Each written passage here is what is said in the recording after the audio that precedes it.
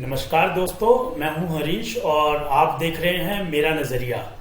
आज हम higher education से रिलेटेड एक बहुत ही महत्वपूर्ण इम्पोर्टेंट एग्जामिनेशन के बारे में जिक्र करने वाले हैं, जिसका नाम है यूजीसी नेट एग्जामिनेशन, यानी कि university grant commission national eligibility test.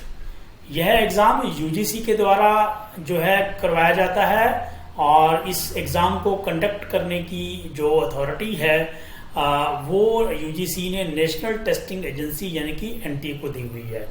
और यह टेस्ट जो है कंप्यूटर बेस्ड टेस्ट है, यानी कि ये एग्जामिनेशन जो है कंप्यूटर पे ही दिया जाता है, सेंटर्स पे जा करके। और यह एग्ज़ाम साल में 2 बार होता है, प्राय जून और दिसंबर में। इस एग्ज़ाम में अपीयर होने के लिए जो एलिजिबिलिटी क्राइटेरिया है वो मास्टर डिग्री होनी चाहिए किसी भी डिसिप्लिन में, यानी कि masters degree in any of the discipline. और इसमें जो कम से कम जो है 55% मार्क्स होने चाहिए जनरल कैटेगरी वाले कैंडिडेट्स के लिए। और जो candidates SC, ST, OBC, PWD या जेंडर कैटेगरी के हैं उनके लिए मार्क्स जो है 50% होने चाहिए। यहाँ पर पीडब्ल्यूडी स्टैंड करता है पर्सन्स विद डिसेबिलिटी, और ट्रांसजेंडर में थर्ड जेंडर वाले जो कैंडिडेट्स हैं। सब्जेक्ट आपको एग्जाम के लिए किसी एक पर्टिकुलर सब्जेक्ट के लिए चूज करना पड़ता है, और वो सब्जेक्ट वो होना चाहिए जो कि आपकी मास्टर्स डिग्री का स्पेशलाइजेशन का सब्जेक्ट है। इसके बाद देखते हैं कि एप्लीकेशन कैसे, इसमें आप अप्लाई कैसे कर सकते हैं। एप्लीकेशन मोड जो है ऑनलाइन है, और जो कि आपको ugcnet.nta.ac.in की साइट पे जा करके आप ऑनलाइन मोड में इसको अप्लाई कर सकते हैं।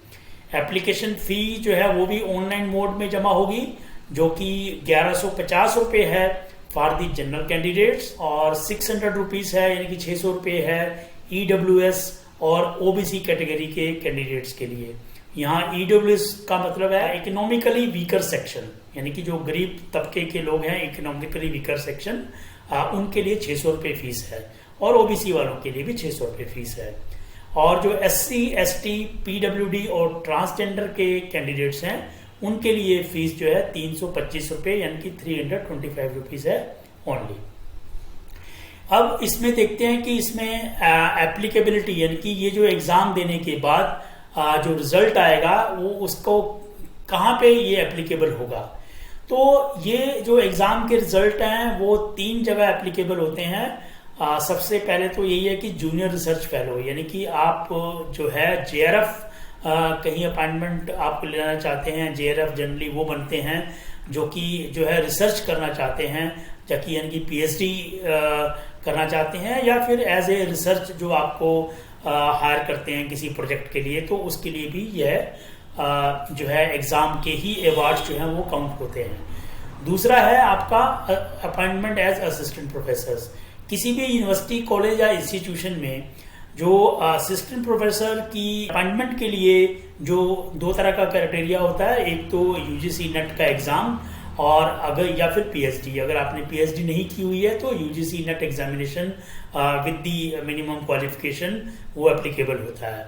तीसरा होता है पीएचडी में एडमिशन के लिए, जो जून 2024 का एग्जाम होगा तब से जो है ये कंपलसरी कर दिया गया है। किसी भी यूनिवर्सिटी में जो है पीएचडी में एडमिशन लेना है तो यूजीसी नेट एग्जामिनेशन का जो स्कोर कार्ड है, जो कि मेरिट लिस्ट है, वही काउंट होगी, चाहे वो किसी भी यूनिवर्सिटी में है। ये हालिया ही 28 मार्च 2024 को यूजीसी का एक नोटिफिकेशन आया है, और इस नोटिफिकेशन की जो पीडीएफ का लिंक है वो मैंने आपको डिस्क्रिप्शन में दिया हुआ है, आप देख सकते हैं। तो उसके तहत जो है आप जो यूजीसी नेट का जो एग्जाम है वही उसकी जो मेरिट लिस्ट है पीएचडी एडमिशन के लिए एप्लीकेबल हो। तो आगे इसमें देखते हैं इस जो यूजीसी नेट का जो एग्जामिनेशन है उसकी जो रैंकिंग बनेगी वो किस प्रकार से बनेगी।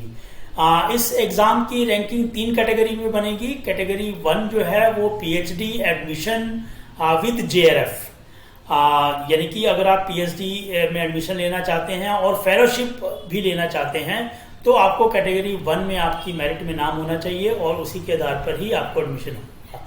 कैटेगरी 1 की जो मेरिट है या उसकी जो रैंकिंग है वो आपको किसी यूनिवर्सिटी में, इंस्टीट्यूट में, कॉलेज में असिस्टेंट प्रोफेसर की अपॉइंटमेंट के लिए भी इसी लिस्ट को के आधार पर ही होगा।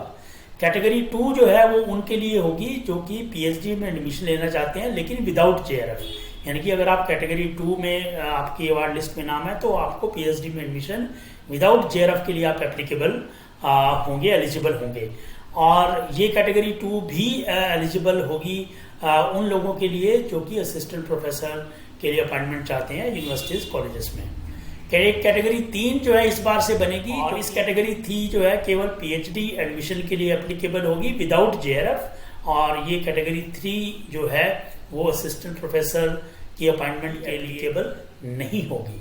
तो ये 3 डिफरेंट कैटेगरीज में जो है इसका रिजल्ट अनाउंस होगा। तो अब देखते हैं कि ये जो इसकी वेटेज क्या होगी, यानी कि जो इसकी जो पीएचडी में एडमिशन के लिए जो कैटेगरी 3 या कैटेगरी 2 दी गई है विदाउट जेआरएफ, तो उसमें जो है 70% जो है आपके जो मार्क्स हैं आपके यूजीसी नेट में वो काउंट होंगे, और 30% जो वेटेज जो है वो इंटरव्यू या वाइवा वोस जो यूनिवर्सिटीज अपने आधार पर, अपने बेस पर लेंगी, तो 30% उस इंटरव्यू या वाइवा वोस की वेटेज काउंट होगी, और 70% वेटेज काउंट होगी यूजीसी के नेट एग्जाम की। फिर इसका रिजल्ट फॉर्मेट, जो रिजल्ट फॉर्मेट जो हो यूजीसी नेट एग्जामिनेशन डिक्लेयर करता है वो करेगा परसेंटाइल और मार्क्स, यानी कि आपका परसेंटाइल क्या है और आपका मार्क्स कितने मिले हैं आपको कैटेगरी वाइज मेरिट बना करके, इस तरीके से आपको रिजल्ट अनाउंस होगा। तो ये थी कंप्लीट इंफॉर्मेशन जो कि यूजीसी नेट के एग्जाम के बारे में है। और आपको बताता चलूं कि अभी जो आने वाला एग्जाम है वो जून 2024 में होगा, जिसका नोटिफिकेशन अभी जारी नहीं हुआ है। आज की जो मैंने वेबसाइट चेक की है, तो एक डिस्क्लेमर ये है कि ये जो भी इंफॉर्मेशन है, चाहे वो फीस के बारे में है, एलिजिबिलिटी के बारे में है, वो दिसंबर 2023 के एग्जामिनेशन की नोटिफिकेशन के आधार पर ही ये इंफॉर्मेशन है, और जो 28 मार्च का एक नोटिफिकेशन आया था उसके आधार पर है।